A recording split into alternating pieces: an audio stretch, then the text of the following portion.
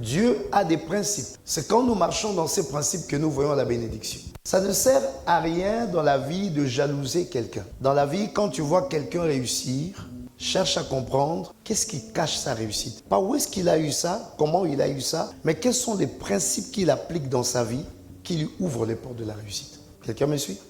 Caïn pouvait comprendre quelque chose en matière d'offrande s'il avait compris le principe qui guidait l'action d'Abel. Dieu n'a envoyé personne sur la terre pour être malheureux. Dieu n'a envoyé personne sur la terre pour être misérable. Dieu n'a envoyé personne sur la terre pour être pauvre. Dieu n'a envoyé personne sur la terre pour souffrir. Nos douleurs et nos souffrances relèvent souvent d'une ignorance des principes que nous devons appliquer. Et à chaque fois, l'Éternel veut nous amener en fait dans l'état de comprendre. Malheureusement, quand nous voyons quelqu'un qui réussit, quand nous voyons quelqu'un dans le bonheur, quand nous voyons quelqu'un dans la gloire, au lieu de comprendre quels sont les principes qui agissent dans la vie de cet homme, par faveur, parce qu'il les a par intuition, ou par connaissance, parce qu'il les a acquises, quels sont ces principes-là qui guident sa vie pour que nous puissions faire notre vie? Voilà pourquoi la Bible nous raconte des histoires. La Bible n'est pas un livre rempli de théories philosophiques.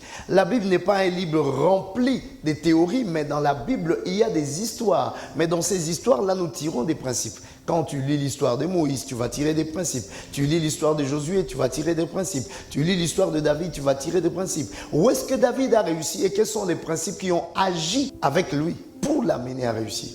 Et quand tu commences à capter ces choses, et tu modifies ta vie par rapport à ça, c'est alors que tu entres dans le succès. Que ce livre de la loi ne s'éloigne point de ta bouche. Médite-le nuit et jour afin d'agir fidèlement selon ce qui est écrit. C'est alors que tu auras du succès dans tes entreprises. C'est alors que tu réussiras.